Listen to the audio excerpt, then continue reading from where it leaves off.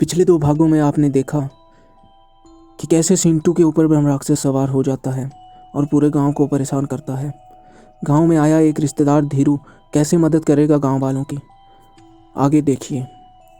धीरू अगली सुबह ही अपने रिश्तेदार के घर से यह कहकर विदा हुआ कि मैं आपको जल्द ही पूछ कर बताऊंगा। उसने घर आते ही अपने पुजारी मित्र से संपर्क किया और उसे सारी बात बताई। मित्र ने कहा, तुम चिंता ना करो, मेरे गुरुजी पर हनुमान जी की सिद्धि है। मैं उनसे अनुरोध करके देखता हूँ, शायद वह कुछ मार्गदर्शन करें। धीरू अपने मित्र के साथ उसके गुरुजी के पास पहुंचा और सादर अभिवादन करते हुए अपने आने का कारण बताया। सुनते ही गुरुजी ने कहा, मामला है तो मुश्किल, मगर गांव वालों की जान बचाने की खातिर मुझे वहां जाना ही पड़ेगा, वरना ये ब्रह्मराक्षस इतने लोगों की बलि लेकर और ताकतवर हो जाएगा। तभी गुरुजी का चेहरा तमतमाया, उनकी आंखें क्रोध से लाल हो गई। वह तेज आवाज़ में बोले, वह ऐसा हरगिज नहीं कर सकता, ईश्वरीय विधान को नहीं तोड़ सकता, वह बेकसूरों की जान नहीं ले सकता, मैं उसे ऐसा नहीं करने दूंगा।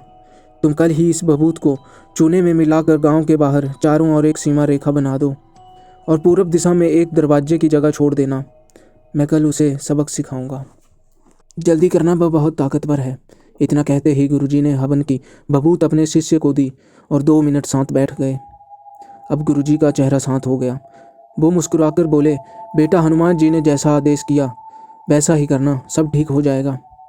रात को ही वे दोनों मित्र अपने रिश्तेदार के घर पहुंचे। जब सभी गांव वालों ने धीरू को पुनः वापस आते देखा तो सभी लोगों के मन में कुछ आशा की किरण जागी। सभी गांव वाले उनको घेर कर बैठ गए। उन्होंने सारी बात सभी गांव वालों को समझा दी और हनुमान जी के आदेश अनुसार कार्य करने को कहते हुए वह बबूत दे दी। आज बहुत दिनों के बाद आशा का सूर्य फिर उस गांव में निकला। गांव के सभी लोग रस्सी और चूना लेकर गांव की सीमाएं सील करने लगे। इधर वे दोनों मित्र अपने गुरुजी को लेने उनके घर पहुंचे और उनको लेकर उस गांव में वापस आने लगे। दोपहर का वक्त हो, गांव की सभी सीमाएं गांव वालों ने कील दी थी।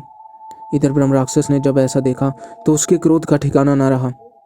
वह अपनी ताकत सभी गांव वालों को दिखाना चाहता था। वह सिंटू पर सवार हो गया और घर से निकलकर गांव में चिल्लाने लगा, तो तुम मुझे रोकोगे? मुझे? मैं तुम्हें अपनी ताकत अभी दिखाता हूँ। सभी गांव वाले भयभीत होकर इस ब्रह्मराक्षस की बात सुन रहे थे। तभी सिंटू दौड़कर उस व्यक्ति के पास पहुंचा जिसने बबूत और चूने से पूरे गांव को कीला था। ब्रह्मराक्षस ने उसका गला दबाकर उसे ऊपर उठा दिया। वह जोर से चिल्लाया, बचाओ बचाओ, और धड़ाम से नीचे गिर गया। सभी गांव वाले सोचने लगे, अच्छी मुसीबत मोल ले ली। उसी समय उन दोनों मित्रों ने और गुरुजी ने गांव में प्रवेश किया और गांव में एकत्र भीड़ के बारे में लोगों से पूछा। लोगों ने गुरुजी के पैर पकड़ लिए और सभी बातें भयभीत होकर बताई। गुरुजी ने हनुमान जी की मूर्ति निकाली और बोले, जल्दी से मुझे एक वह स्थान दिखाओ जहाँ गांव की सीमा पर खाली जगह छोड़ी गई है। लोग तेज कदमों से उन्हें गांव के उस स्थान पर ले गए तो गुरुजी ने अपना आसन वहां बिछाया और मंत्रों से पवन पुत्र का आह्वान करते हुए उस दरवाजे पर वह मूर्ति स्थापित कर दी। तो उसके बाद वह वहां से उठे और गांव के उस सज्जन से, जल्दी से 1 लोटा में गंगाजल लेकर आओ। मैं उस स्थान पर पहुंचता हूँ जहाँ वह ब्रह्मराक्षस उत्पात कर रहा है। गांव वालों के कदम अब और भी तेज हो गए। उनके दिल की धड़कनें बढ़ने लगी। वह सोचने लगे कि पता नहीं क्या होने वाला है, ब्रह्मराक्षस भागेगा या हम सबको मौत की नींद सुलाएगा। उस व्यक्ति को अकेले घर जाने में भी पसीने आ रहे थे और ब्रह्मराक्षस के ठहाकों की आवाज़ें सुनाई देने लगी। गुरुजी उस स्थान पर पहुंचे तो सिंटू ने पलटकर गुरुजी की ओर देखा। गांव के सभी लोग एक तरफ डर से खड़े हो गए थे, दूसरी तरफ गुरुजी और उनके शिष्य, बीच में सिंटू पर सवार ब्रह्मराक्षस। ब्रह्मराक्षस कहता है, आ गया तू रोकेगा मुझे, तू बचाएगा इन्हें। गुरुजी सब सुनते रहे। वह फिर बोला, मैं इन सबके साथ तुझे भी मार डालूंगा। गुरुजी बोले, अपनी शक्ति का ज़्यादा अभिमान ना करो, तुम मेरे रहते ऐसा कुछ नहीं कर सकते। ब्रह्मराक्षस तभी कहता है, तुम क्या बिगाड़ लोगे मेरा। इतनी ही देर में वह गांव वाला व्यक्ति गंगाजल से भरा लोटा ले आया। जैसे ही उसने वह लोटा गुरुजी को दिया, ब्रह्मराक्षस क्रोधित हो गया। गुरुजी ने उस गंगाजल को अभिमंत्रित किया और सिंटू के ऊपर छिड़का। लेकिन ये क्या, सिंटू एकदम से गिरा और कहने लगा, बापू मैं यहाँ कैसे आ गया। गुरुजी ने जब देखा तो ब्रह्मराक्षस कहीं और चला गया था। वह समझ गए वह गंगाजल लाने वाले व्यक्ति के ऊपर आ चुका था। अब यदि इसे जल्द से जल्द ना रोका गया तो यह क्रोध में एक आधे की जान ले ही लेगा। उन्होंने उस गंगाजल को उस व्यक्ति के मुंह में डालने के लिए कहा जो गंगाजल लेकर आया था। ब्रह्मराक्षस उसका गला दबा रहा था।